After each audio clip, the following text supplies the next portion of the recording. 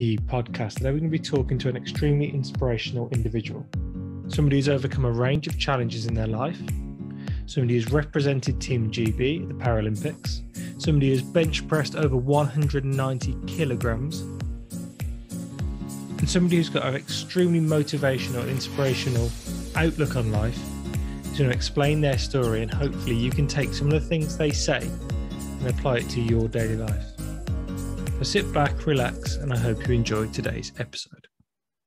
Hi, Ali. Could you give me a bit of a brief introduction to your childhood, from sort of when you were born until sort of maybe your teenage years, and give us a bit of insight into that, please?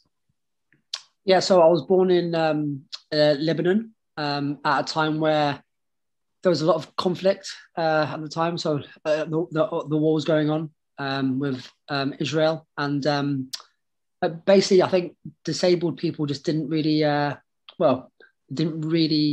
exist in Lebanon back then. It was hidden. In fact, because normal people just didn't have a life, disabled people just we weren't even in the list of existence. So when I was born, the doctor kind of asked my parents if they wanted to kind of get rid of me because it was, there's no life for a disabled person in Lebanon at the time. Luckily, my parents said no. It's a blessing. So they decided that actually for me to have a normal life, I needed to be in a country that gave me opportunities. Luckily, my uncle lived in the UK, who worked here. So the UK was the first option, Australia being the second. It should have been Australia, to be fair, but here we are in the UK. So we came over when I was 6 months old, and I think from what I remember from my childhood, it was actually a very happy one. I didn't really have any kind of major issues. So we lived in Tottenham. My parents had a choice between sending me to a special needs school or a mainstream school, and they decided that for me to reach my potential would be a mainstream school. But the caveat on that was they took me to a school that had no facilities for disabled people. In fact, no lifts, no ramps, no carers. They go, look, this is life. Go and adapt. So as a kid, I thought it was completely normal not having any facilities. I just adapted as I went along, and that actually put me in good stead because, looking back now, I'd never get away with what I did back then. So climbing up the stairs, kind of lifting the chair up and down the stairs as well, walking on the floor on all fours. I would never have gotten away with it back now. But it did taught me that. It taught me that I can adapt to anything. And if there's no barrier there, then I should just go through it. So my parents, I was quite lucky that they took me to a school that had no facilities at all. Do you think going into a school like that then and having to adapt to your surroundings, do you think that potentially fueled your career in terms of being an athlete to push yourself harder and harder and harder? Because if you got into an environment where you're not being pushed and not being challenged, you maybe have had a bit more of a comfortable, bit more of an easier sort of journey through school, whereas you've got into an environment where you've needed to adapt to the surroundings. Do you think that helped you? I think, looking back, I think the one thing that shocked people was just how much I could do. I think I didn't really realise, because I thought I was born without any legs, so for me, I didn't know anything different. I didn't think it was a shock me going up and down the stairs because I do it at home. I didn't think it was a shock me climbing. It wasn't a shock me playing with sport at how everybody else played, but to everybody else, they're like, he's on all fours, he's playing all the sports without any adaptations. He's beating everybody, and he's like a carefree attitude, which is like crazy. So I was always in the popular group in school. I was never bullied. Nobody actually messed with me, which is good. But I think it kind of opened the eyes of the school that actually they couldn't just allow not to have any facilities. They had to do something. So I think my legacy was they actually built facilities, which is great for the disabled people that came after me. But at the time, I didn't really comprehend just what I was doing. It was just me doing what I usually do. And people were like, oh, this is nuts. I'm like, what do you mean? I do this every day. So I didn't think it was a big deal, but everybody else around me thought it was a big deal. But then when they got used to me, it became very, very normal, and I got treated the same. And when it came to sport, everyone was as aggressive on me than everybody else. So I demanded it. I didn't accept anything less. So yeah, like for me, I had a very good childhood growing up. It's just the school did change. It had to eventually. Yeah, of course. So how did you get into powerlifting then? I've read somewhere that you got into it at 16. A lot of our students who are 16, they go to the gym, but they're not really involved in that elite level of powerlifting. They go and they try and build a bit of biceps, a bit of triceps, and a bit of chest, and they want to sort of look good. But how did you get involved then into powerlifting at 16?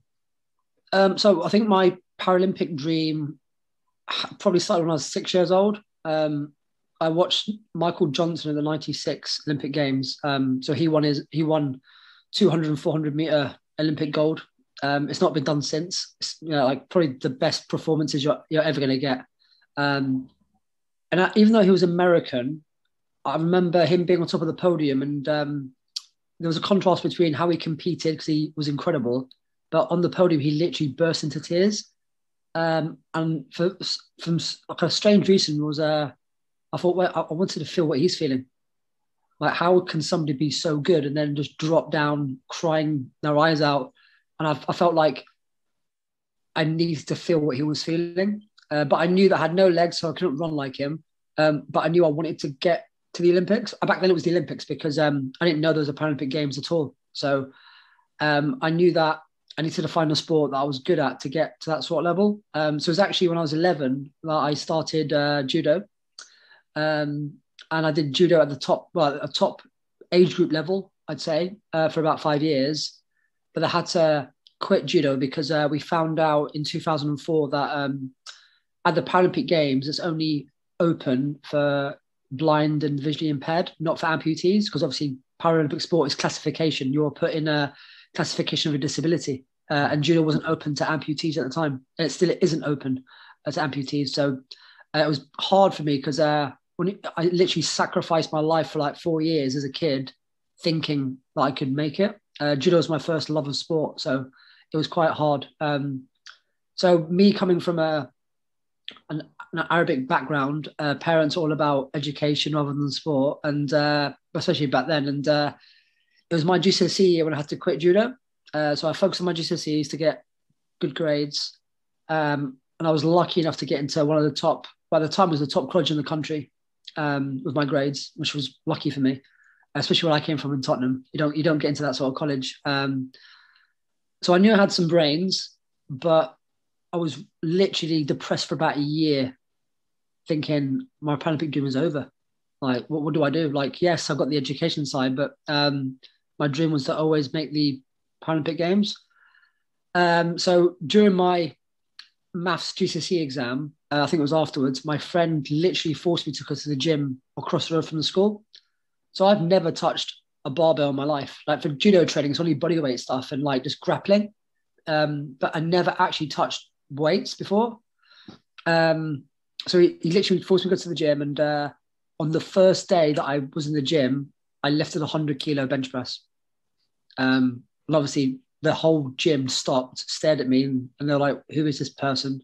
Now, I thought I did something wrong. I didn't know what I was doing. I didn't even know like what a barbell was. And this big guy comes up to me. He said, can you stay here for a minute? I have to go get somebody. Now, I generally thought I did something wrong. So I said to my friend, let's put the weights away and get out of here. I don't know what I've done. And my friend's like, I don't know what you've done. Like, we always get into trouble. And it was kind of really like scared. So we literally tried to get out of the reception and I got stopped by this old man. And he goes to me, do you know what you've done? I was like, no, please don't hurt me. I'm going to go home. He said, well, you just bench pressed 100 kilo and looking at you, you're probably about what, 15, 16? And looking at your body weight, he said, you're probably what, lightweight, middleweight? And I said, well, I don't know what I weigh. I've never weighed myself really the last year or so. He goes, look, you need to come back. He said, I used to coach the national team at the Paralympic Games and I've never seen anything like this, not at your age. So that was my second chance. And yeah, here we are now 15 years later. It's amazing that how people come across their sport. You never touch the barbell and you've put up 2 plates aside and you've benched 100 kilograms at 15, 16, which is incredible. And without you say go with your friend to the gym. You may never have found that. And we say to kids all the time at school, just try something new, because you might be okay at football, but you're only ever going to be okay at football as you pick up a rugby ball, you pick up a cricket bat, you pick up anything, javelin, shot put. You might be incredible. You don't know unless you try it, and you don't know where your passion is until you try it. So from sort of 15, 16, that first journey into that first sort of experience in the gym, where did you go from there? What did that guy say to you? Did he all of a sudden put you onto a program, or did he just let you experiment with the gym? How did your next step go from there? So, put into perspective, the gym had no facilities for disabled people. It was just like a very old, dirty, smelly, spit and sawdust gym. Now, luckily for me, I grew up with the Rocky films, the Rocky Balboa films. So I love that sort of atmosphere. And in judo as well, I used to always listen to Rocky. So for me, like, I was in a Rocky environment. So for me, I didn't really mind, didn't care. He did say to me that I'm in a powerlifting as a sport that is not about classification. It's about body weight only. So you'll be competing against everybody, every disability, which makes it quite unique, which makes it very competitive. And I think people are going to be aware that it's not a secret that in a sport like mine, doping was rife at the top levels. We didn't really do well at this country because we are a clean nation. We've got very good anti-doping rules here, and everyone's tested. But unfortunately, globally, it's not a very good sport for anti-doping historically. So he said to me, like, this was the first week I was there. He really opened my eyes. He said, look, in 10 years' time, you're going to be on the platform. You're going to be on the podium at a World or Paralympic Games potentially, and you might not be first. You might be second or third, and the people in front of you are cheating. You've got two choices. You either do what they're doing and win at all costs, or you can sleep well at night knowing you're the best clean athlete on the planet and you scared the crap out of these druggies. He said, if you don't pick the latter, get out of my gym, because I only coach clean athletes. So that really opened my eyes at 15. I guess at the time we were 2 years away from Beijing, the Beijing Paralympic Games. And he said, look, there's no way you're going to qualify. You're too young. You have to be in the top 10 men in the world to go. In men. There's no junior category at the Paralympic Games. And at the time, that was 180 kilo. And he said, juniors do not do well because it's a old person sport, because it takes a very long time to develop that strength. Yeah. But he said, if you come 4 times a week, we'll get you to 2012. But at the time, we didn't know where 2012 was going to be. So we were just like, right, at 2012, I might make my first Paralympics. But luckily, I committed to 4 times a week.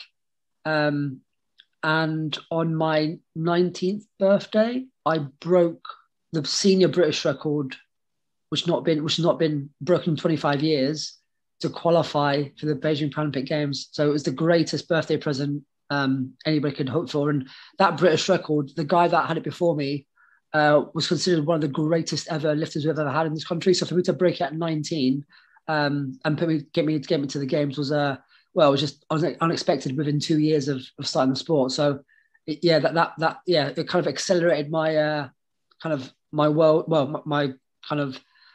my lifting to a place that I never thought it was going to be in 2 years. If we roll it back ever so slightly, we do 3 main sport courses at school. It's Cambridge National, GCSE P and A-level P, and we discuss this topic of drugs in sport. How is that mentally for you then, to know you're competing or potentially competing against people who are bending the rules or breaking the rules? How do you overcome that? How do you, like you say, how do you go to sleep at night knowing that you're the best clean athlete, but you just know that the people who are getting all the gold medals? How do you get over that? How do you not take that, maybe not personally, but how do you not become so frustrated by that fact? I think when I was a kid, I was more frustrated. I think what my first coach said to me was, we can outsmart them because we've got sports science, we've got optimal nutrition, we've got the work ethic, we've got the hard work. And if you're willing to put it all on the line in a natural way and push yourself to limits that not many humans would even go to, you're going to catch a break one day and they're going to make a mistake. You just have to be ready to pounce on it. And if that's not motivation enough to beat somebody like that enhanced, then what is? And for me, that's what started my kind of fascination of anti-doping, trying to change the system for the better for athletes. Obviously now my PhD is in anti-doping, so I'm trying to inform policy changes in the future. But that conversation in the first week of me starting opened my eyes to a world that I never thought existed. I was quite naive, thinking that sport was fair and everybody played by the rules. But as we know, people are going to always want to, don't want to try find a way to find the edge. So, yeah, I guess as a kid it was frustrating, but I've been lucky enough that having to look at your life and dissect it, every facet, to make sure it's the best it can be, to give yourself a chance, because has led me to to places where I've actually achieved things that is probably unexpected for a clean athlete at my sort of level. So yeah, I've been quite lucky that I've had good people around me. And I think in terms of, we're talking about anti-doping, I watched the documentary recently. I can't remember what it's called. It was on Netflix, and it was about the cycling one with Russia and the sort of whistle, Icarus. And it was, as they say in the film, it's a state-sponsored thing where it was literally a military regime in terms of how they did it. And it's mind-blowing. And like you say, frustrating. I think I as a person individually would struggle to deal with knowing that you're cheating and I'm not. I was telling people about Russia years before it came out, because as athletes, you see things, you hear things. Russia weren't secretive about it. Yeah, they were very arrogant about it. And I was telling people years before it came out that I think they're doing something they're not supposed to. And people just thought I was bitter because I was getting beaten by them. And I was like, no, they really are doing stuff they're not supposed to. And then obviously when it came out, they're like, okay, Ali was right, and he wasn't just bitter.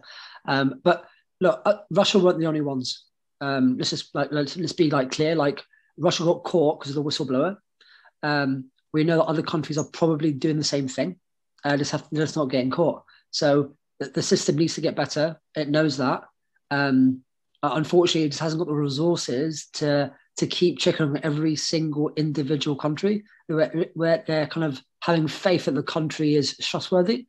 And obviously I'm a big critic of the system, but at the same time, it probably does need about 4 to 5 times more funding to be able to pull it off. And I'm a big kind of advocate in terms of more funding for the system, even though I'm quite a harsh critic of it. So I think I'm quite balanced in my argument. But I think a lot of it comes from as well in terms of, you say a lot of countries are doing it, but it's almost that shop window effect that if a country that may be struggling economically or with their society, they all of a sudden get a few golds. It's like, oh, look at us, look what we're doing, we're incredible.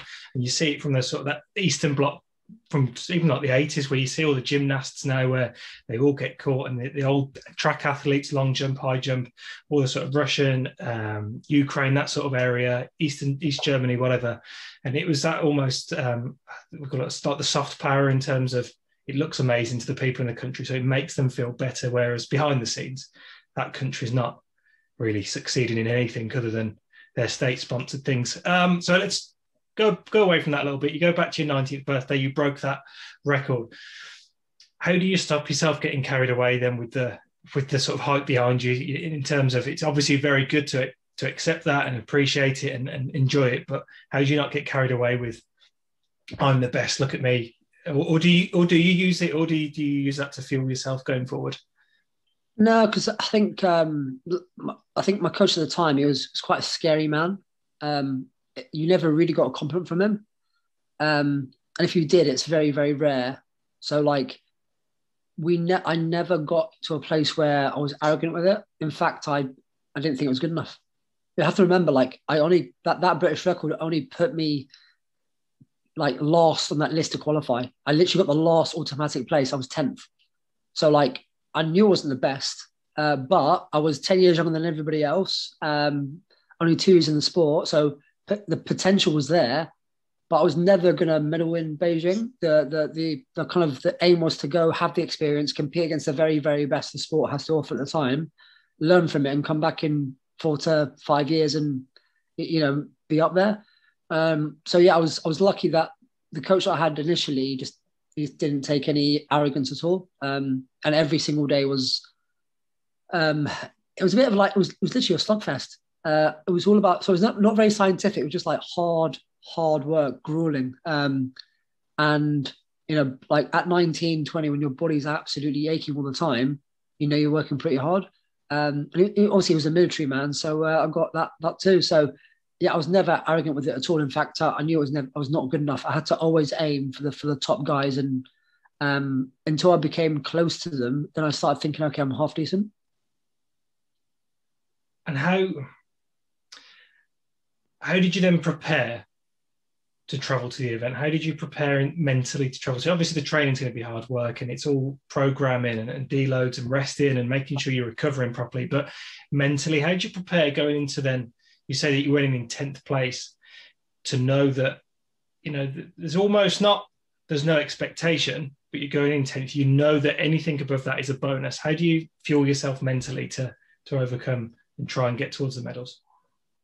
Well, I think at 19, it was never about a medal. I was never considered a medal chance because juniors just don't medal in our sport at that age unless they're doing something they're not supposed to. So the idea was don't come last. If you can beat some of the top seniors, then that's a bonus. But the thing is, because of my kind of my development the last 2 years, we still had about 6 months before the games took place. So there's still a lot more of improvement in me at a rate that none of the seniors were going to do that sort of improvement, because they're getting to a level that, you know, they're talking about little like improvements every year. But I'll put on 90 kilo in 2 years. So, you know, why not had another 5-10 kilo on that? You know, and that will put me right up there, not medal wise, but maybe 5th or 6th, which is great. And then what I did was I got into college, and I had a gap year because I knew that I needed it to potentially give myself the best chance to try and, you know, just do the best I can at the games and not to come last. And yeah, so I was training twice a day, 4 times a week, like really, really difficult sessions, thinking that it could be the difference. And, you know, I got into the last competition I did was the British Championships, I think, before I went out there. And I absolutely annihilated the British record. Like, absolutely, it was just like I got to a level that if I'd done that 6 months before, I would have qualified in probably 7th or 6th, so quite high. So I knew I was going like probably the best shape I've ever been. So I got to Beijing. But what we do is that you always have a training camp before to get used to the environment. So we went to Macau, Hong Kong, for the training camp for about a week, 10 days. And then we flew up to Beijing into the village, which was a huge eye opener. I keep saying to people, like, think about Vegas for athletes, but 24/7. Like, it is crazy. Like, it doesn't sleep, but that's a distraction because you want to try everything and you want to meet everyone. And you have to remember, like, Usain Bolt was there at the time. Like, these are superstars, and I'm just like this kid that it was just mind blown. And you're part of a British team that you have a lot of superstars on that team that you only like see on TV, and you're literally in the same team as them. So I had to make sure that I didn't get distracted. I was there for a job and not to have fun. Obviously, you can have fun, but do it after you competed. So everything was going like, you know, I was comfortable all the way up to probably 3 days before I competed. And on my last training session, I lifted a weight that on the day of the competition would have won me bronze. Yeah, so I knew I was in great shape. Like, yet again, I'd put in another 5-7 kilo on what I did at the British because it was 2 months away. And I was, so at the time there was no, Facebook was out, but not really, you couldn't really, like, you had to email people back then. And texts were very expensive. So I emailed my coach saying, look, this is what I've done. And he emailed back saying he was happy, but he said, look, calm down. Remember, you're not there to medal. Enjoy it. And if you remember, just the idea is just don't come last. But that's what we want. Don't come last. Do not put yourself under that added pressure of I'm going to medal. If it happens, it happens. If it doesn't, it's fine. Don't worry. You can come back in 4 years. But obviously, like me being 19, I was absolutely like, I think I'm going to medal. I'll be the youngest ever to medal. I can't believe it. I'm going to do it. And the night before I competed, I went to the food hall, came back, and I started feeling very sick. I didn't know what was wrong with me. I thought that I probably had food poisoning or something. And then kind of got seen by the doctor, and they said it was like a head cold or maybe the flu. But I felt I've actually trained through colds and flus before. This is not like anything I've ever had. So that night, I was literally that night I was on the toilet all night, like vomiting and loads of other symptoms, like dehydrated, really sweaty, achy, fatigued. Woke up about 3 kilo lighter. So really bad. Yeah. Didn't know what was wrong with me. The next morning when I got seen, they were going to pull me out. And I said, no, look, I'm here. I've literally killed myself to be here. It's an honor to even be it, like let's compete. I was never going to medal anyway. I'm just not going to try. I'm going to try not to come last. That's it. So on the day, luckily, I didn't come last, which is good. But I was 7 kilo below that lift 3 days ago, which would have won me bronze. So instead of coming third, I came 9th out of 12. But the one thing that was probably the biggest positive is that even though I was so ill, I managed to put a performance together, because that's the first kind of adversity that I've had in terms of sport. 2, I had at the time the greatest lifter come up to me, who like it was probably the greatest ever, and he said, "Look, at 19, I was nowhere near you." He said, "You're gonna be a superstar." So like, and that was him, and I couldn't believe I had him say that. So even though I was really disappointed and upset, I knew that I was young enough to come back, and I knew that I was probably 30 kilo better off than any other lifter at my age when they were my age. I just kind of took it as like, I got unlucky, I got sick, and we'll go home and we regroup for London, not knowing what was wrong with me. So it's like a double-edged sword, isn't it? You've had all that, look what I can do, and then you've had the illness, but then you've had somebody come up and give you that positive after, and it's taking the right positive and it's balancing that out with the negative and not getting carried away. So could you then tell us about what happened then going forward with that illness? Because obviously it was a sign of something else in the future. So could you give us a bit of detail about that? Yeah, strangely enough, I had probably 5 more days in Beijing, and actually I got a little bit better. So I thought, oh, maybe it was a head cold. Maybe I was just being weak, even though it didn't feel like a cold at all. Then I got back to the UK and things started to get even worse. I lost 25 kilo in body weight in 8 weeks. Wow. Yeah, that's like 4 stone nearly. In 8 weeks, I was in a bad way. I was bedridden for the whole of it. I was seeing blood in the toilet. I wasn't eating. So my body weight went from probably 67, 68 kilo all the way down to like 48, 47. I was literally stick thin. And obviously, I was quite a chubby kid. So for my parents to see that was quite worrying.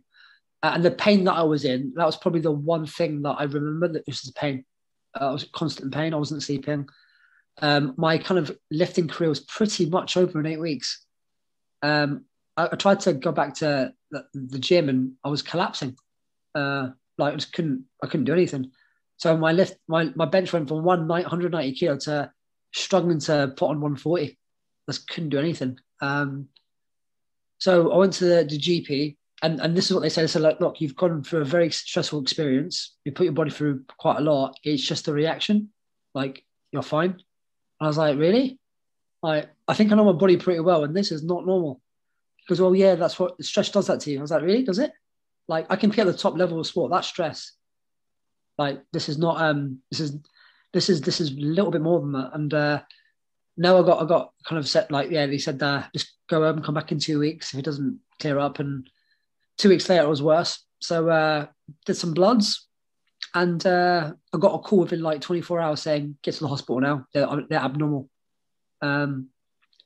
So that started a process that was quite scary because they started testing me for like cancer.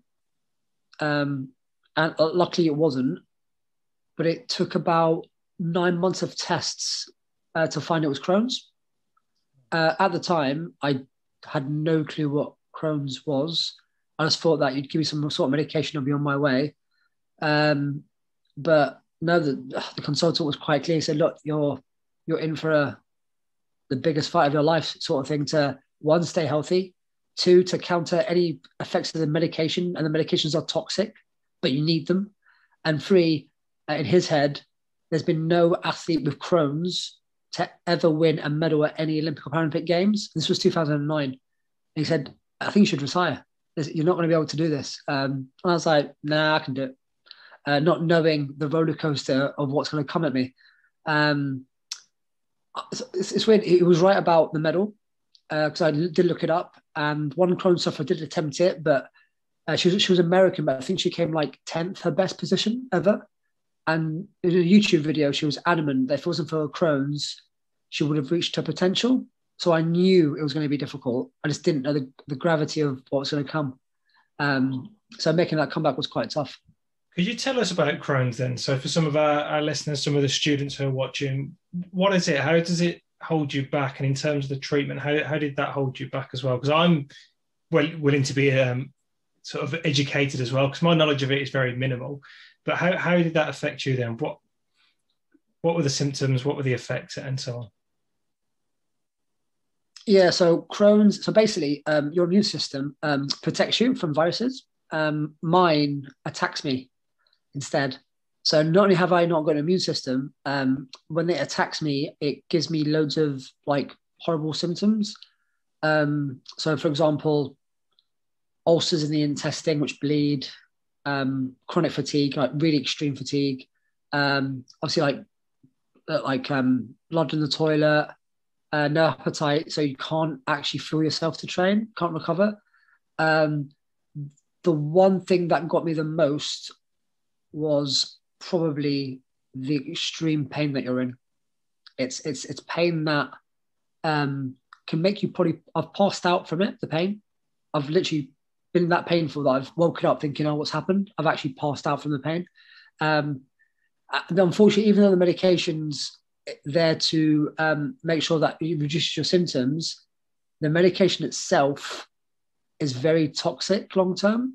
It gives you loads of other problems on top. But at the top level of sport, when the fine margins are like 0.1%, that puts you at a huge disadvantage because you can't train the way you used to. And you have to try and kind of know the medication and what it does to your body inside out for you to implement a plan to try and outsmart it. And that is very difficult when you've got something that's going to throw everything at you. That's a huge roller coaster in terms of your sort of 18 months, and you've had that amazing sort of notification that you go into the Paralympics, and you get there and you just beforehand you're breaking records and you think, oh, if I match that, I'm getting bronze, and you get there and you're sick, and then you compete. So it's down into a negative in terms of you knew what you could have achieved. Then someone tells you all the potential you have. Then it goes down again and you get diagnosed and you get told all these sorts of negatives and nothing to build you up. You've obviously got a lot of mental strength because you go on to success after that. And could you give us that journey from getting all that news and going on to the treatment and recovering from it to your success? Because obviously I imagine it's not a big linear line that goes straight up. It's up and down, a roller coaster ride from then on. Could you tell us then your then journey to the next major competition? I was out for about 2 years trying to get healthy. So I was kind of pretty much retired to a lot of people. And there's no way back. I don't think even the national team expect me to come back. The kind of what I had in my head was I was not going to let Crohn's be the reason that I retired. It had to be the reason that I carried on and really pushed it to limits that no humans ever pushed it. Because if something's impossible, we know from history that whatever's been impossible has been done. So I thought, why can't I do it? I had the resources to. I had access to the top practitioners in the country, the top research at the time. I was lucky in terms of, compared to other Crohn sufferers, is that I monitored that at a level that no other Crohn sufferer on the planet is monitored to. so we can see the trends, we can see the patterns, we can adapt like literally every day to try and outsmart it. And I just knew that I had that sort of resource. So I thought, well, I've got it all at my disposal. Right? Then it's just now on me to kind of fight every day, make sure that I'm doing everything that I can to pull it off. And I knew there was going to be a lot of suffering. Like probably you can probably take it to a place that's really, really dark consistently, and you're going to have more frustrated days and bad days than good days. But imagine being the first person to pull it off. How would that feel compared to everything else you've been through? And I thought that was worth it. That sort of stems back to that first bit of inspiration that you had with seeing Michael Johnson on the podium, in terms of imagine what that feels like, imagine what it would be like to be in his position. And you're now in a position where you have that chance to be the first person that's ever felt that way after coming back from Crohn's disease. So I didn't want to interrupt you, but I just thought it really related back to the reason why you had that passion, desire to do it. Sorry, carry on. I think you're right. But I think at the time, I didn't really think of the Michael Johnson thing. It was more like, oh, nobody's ever done it. This is actually it's an opportunity. Yes, I know it's bad. I know my parents don't want me to carry on. I know my friends and my family. And I think my girlfriend at the time, actually, I think that was the start of our downfall, because she just couldn't take what I was going through. We were quite young as well. So I guess that was hard on her. But I knew that I had to be selfish. I knew that goals are not going to, I can't rely on my parents and my friends and my family to support me, because it was crazy what I was doing. I was putting myself at huge risk. I knew the risks that I was putting myself in. It was my responsibility. It was my choice. I was kind of well informed of what was going to come. I took that choice to fight. Unfortunately, other people just didn't understand. And sometimes you have to stand alone and go through it by yourself. And you have to kind of shut out the noise. And the noise that I had in my head was, I could be the first. That's the noise that I had. And I was willing to suffer for it. But I knew it was coming. So it's not like I was unexpected. So yeah, it was all about, for me, it was all about kind of accumulating enough consistent days to give myself a chance. That's all it was. Just accumulate every single day, do everything you can on a daily basis, rather than looking in the future.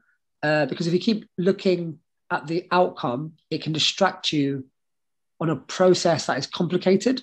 It is challenging, and you have to have two eyes on the process, because if you have one eye on it, you're going to get caught out. And in my situation, it could be fatal.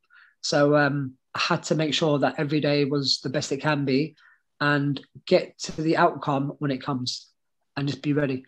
And that's what I did. So I was lucky that in my comeback, I managed to get to 2012, break the European record there, and then obviously from 2012 to 2016, I was unbeaten with the world records, with all the titles, and got that magic Paralympic medal in Rio. So I did it. It took me a while, but I did prove that it could be done.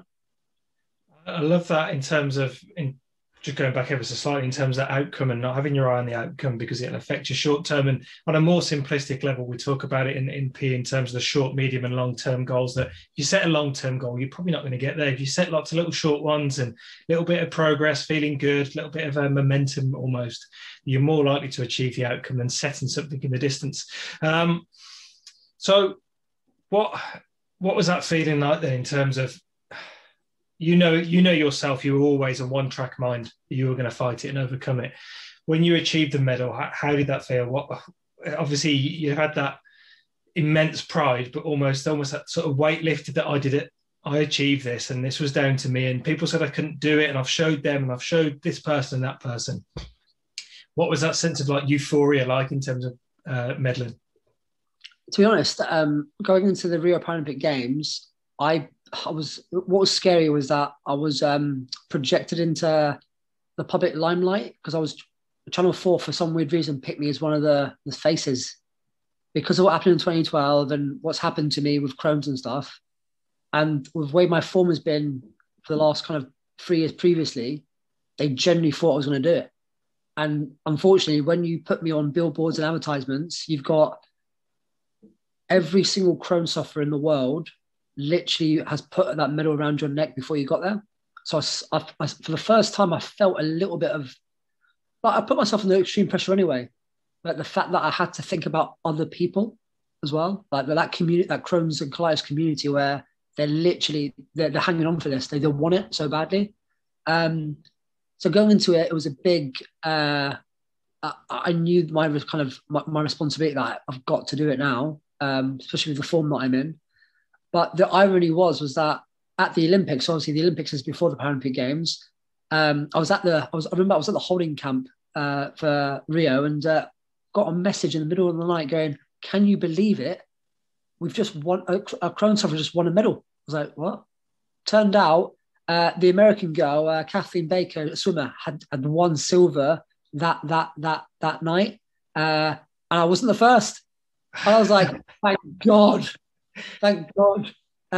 But yeah, 2 weeks later, I got my medal, and So I keep saying to her that she's the first, I'm second, but she's like, "No, we did it together." So it was a very good year. 2016 was probably one of the best years in sport for Crohn sufferers, because you had two people, one at the Olympics, one at the Paralympic Games, getting medals that had not been done before. So for me, it was a good moment to share it with her. Yeah, that's incredible. What an incredible story. And in terms of inspiring people, not just inspiring people through sport, but you're inspiring people they can relate to you, people who are suffering from Crohn's and colitis, and then people who are suffering with similar disability yourself in terms of amputees and people born without whatever limb, arm, leg, whatever, and they take that inspiration. And I think look at the Paralympics as that in terms of inspiration. Nothing's going to hold you back. I'll go to the gym and I can bench 110, and that'll be an absolute max. And you said earlier, and it made me think, God, that's incredible that you'd lost the weight, and you were saying that you were so weak and you could only bench 140. And I was thinking, I'd like to bench 140 on a weekday. That's incredible. But in terms of you then achieving a medal, you've inspired so many people. Going from that Olympics and then preparing for Tokyo, and obviously the setbacks recently in terms of it being moved on a year. How are you monitoring, or how are you managing Crohn's now, and how are you preparing for Tokyo? So that's the probably question that I think people are kind of questioning me now with my form the last 5 years. So ever since Rio, I had the biggest flare up of my career, my Crohn's. So obviously that stress on the body, what I pushed myself through to try and get that medal, has cost me. So after Rio, I had a massive flare, and to be fair, like, I didn't compete for 2 years, didn't compete to 2018. So my career was pretty much over in 2018. I was thinking about completely walking away from the sport, because every medication available to me wasn't working at all. So I don't know how I managed to get to the Commonwealth Games in medalling. I obviously won the European Championships 4 weeks later. But then, my Crohn's are like, "No, I'm not going to give you any sort of space now. I'm just going to keep coming at you." And unfortunately, in October 2018, I got the kind of, it wasn't a diagnosis, it was more of a options of, I had 2 more options left on the table for treatment, but they required me to potentially retire. There was no way back from these 2 options. One was a stem cell trial, which required aggressive chemotherapy for about a year, so it would pull me out. And the other one was a stoma bag. In both instances, there's no way back now. Now, I had the choice to make because my health was literally on the line. I was really, really struggling. So I went home that evening and actually asked myself whether or not I was satisfied with my career. Can I walk away now? And I think looking at kind of asked myself, actually, like, yes, I am satisfied. I've done everything that not many people have done, especially with a condition that I have. But I wasn't ready to completely walk away. And obviously I knew back then Tokyo was 2 years away. So I presented a plan myself to my team, and they freaked out at first. But it was not one of them options. It was another one that wasn't available to me. At the time, it was a potentially riskier option at the 3, but all 3 were risky.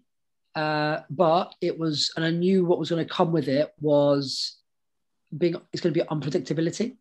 It's going to make sure that we're going to be as adaptable as possible, knowing that we're gonna have to go to places that we don't want to go in terms of how we're gonna get through this. The team had to risk as much as I did, probably more because they're responsible for me. If not, it's my responsibility and kind of my decision. And ever since then, it's been ridiculously difficult to emulate how I used to be. And I might not actually make the games this year, to be honest. If I'm going to make the games, it'll be making up the numbers. It won't be a medal, because I think with what my body's gone through, it's been the worst negative transformation you're ever going to see from anybody. So a lot of people see transformations as a good thing. Mine's been like the opposite. So I'll barely qualify if I qualify this year, and if I do medal, I think it will be a better achievement than I did it 5 years ago, because of what I've had to go through this time. So yeah, I've literally pushed Crohn's to the very limits that anybody's ever taken the last 5 years, and it's not going to be enough. But I keep saying that some wars you have to fight knowing you're probably going to lose it because of what you learn from yourself and everybody around you. So yeah, that's going to be my year if I get there.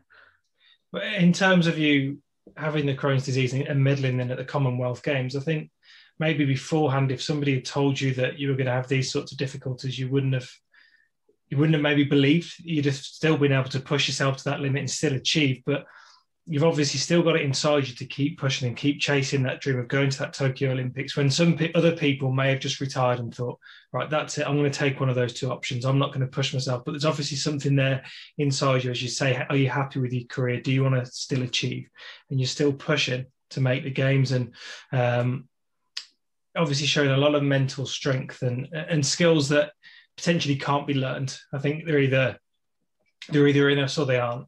And you're showing those skills that you've obviously been born with and you've developed through childhood to keep pushing. And could you tell us then, so I'd like to try and keep up to date with that, and I think some of our students listening as well, when are those qualifying events so we can sort of keep an eye on it and sort of get behind you that way? So yeah, I competed 3 weeks ago, and that was a disaster. I missed out on that. So basically this time around, you have to be top 8 in the world to qualify. At the moment I sit in 9th, so quite close. Got pipped on the day, but there's 2 more competitions potentially next month. So one in Georgia next month, and then the last one's in Dubai in June.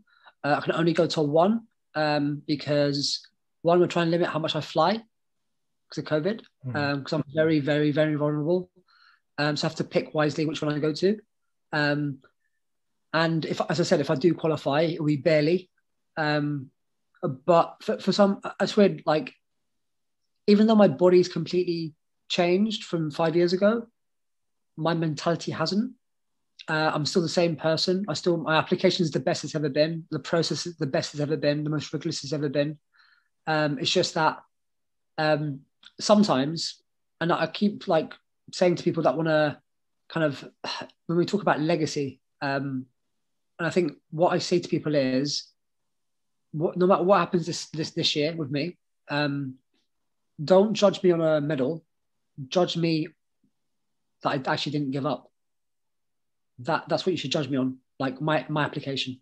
Don't judge me on the medal, because you can win medals by not performing very well, but nobody thinks about the process when they're judging people. And as long as my application's high and the process is the best it can be, then I think I can walk away from Tokyo knowing that I gave it everything. Like, there's nothing more I could have done. And I got beaten eventually by the accumulation of the effects of medications that are so toxic that I shouldn't really be competing anyway. So I managed to get to a level that nobody's ever taken it to. So, and that for me is my medal. I love that you've referred to that as well, because we look at elite athletes and we look at the glory and look at competing on the world stage, but nobody ever thinks about what happens behind. And even you just saying there, you've got to choose between Georgia, and Dubai, because of the risk to your health. And you don't think about that. You don't think about looking at somebody competing abroad and thinking that traveling could have done it. And obviously you're saying that you're vulnerable to COVID. We never see that unless we hear it from an athlete themselves. We just see the glory, or we see the outcome, and we never see the steps in place.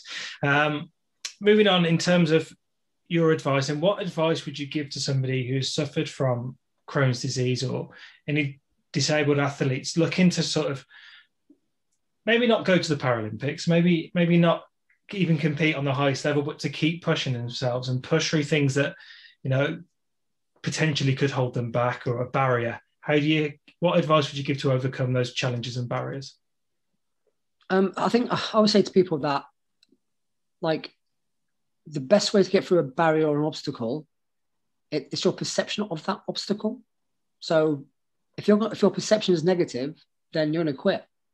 But actually, if you look at the obstacle as the opportunity to not only push yourself, but to learn new skills and to further yourself, you're going to find a way to get over that obstacle. You go over it, you go under it, you go through it, you go from the side of it, but there is a way. There's always a way. It's whether or not you're willing to put the effort in to find that way. And we know that, like, along that way, along that path, there's going to be a lot of, you know, it's going to be unpredictable. You're going to be pushed to the limit. But it's whether or not you are so kind of passionate about that goal that you're willing to put yourself through it. And sometimes it's like, right, how much do you want that goal? Can you afford to quit and in 7 years' time look back and go, I regret that? Do you want to live with regret, or do you go for it? And if you go for it on the day and it doesn't work out, great. You've learned that actually you can push yourself. Sometimes you won't achieve it, sometimes you will, but at least then you've learned new skills you can apply in the future. But if you don't go all in, no matter what happens, you're not going to really learn much about yourself. And I always say to people, like, it's about reaching your potential in life. It doesn't matter if you get to the top level or not. What is your potential? Forget about other people's potential. Don't compare yourself, because nobody's you. So it's all about trying to reach your own potential and your true happiness. So for me, I'm happy pushing myself to the limit until I get to. I love that. I'm going to have to clip that up and get that onto Instagram and whatever, and get it sort of written up into a little motivational song. Because in the Blue Room at the moment, our Blue Room is the gym. And I'd love to get that quote up in terms of everything you've just said. And I think it's extremely motivational.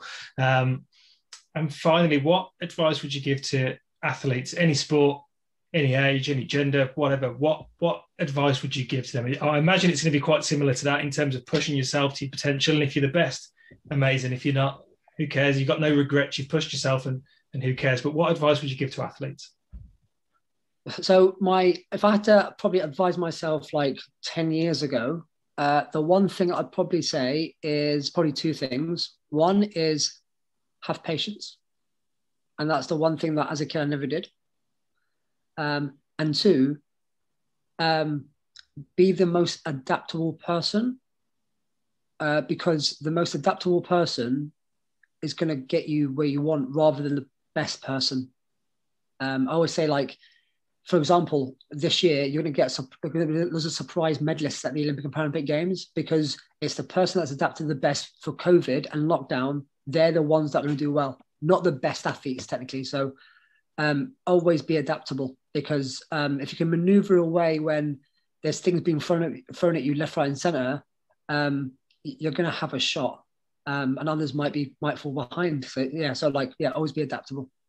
I love that. Thank you. And thanks for giving up your time this afternoon to put this together. There's so much in there that I think people are going to love. And I've found it really sort of educational and inspirational myself listening to that. So thank you so much for giving up your time this afternoon. And we've got those dates as well. So I'm going to make sure I'm sort of keeping up to date with that and seeing your sort of progress, hopefully onto Tokyo next year. So thank you for today. Thank you. Wow, what a life we've just had the pleasure of learning about and experiencing with him as he sort of explained some of the challenges he's been through. And I think you'll join me in wishing him the best of luck for those qualifying events for Tokyo 2021. This brings an end to our first series of podcasts. Shortly, we'll be releasing some snippets from each one that you might find interesting before we start filming for Series 2.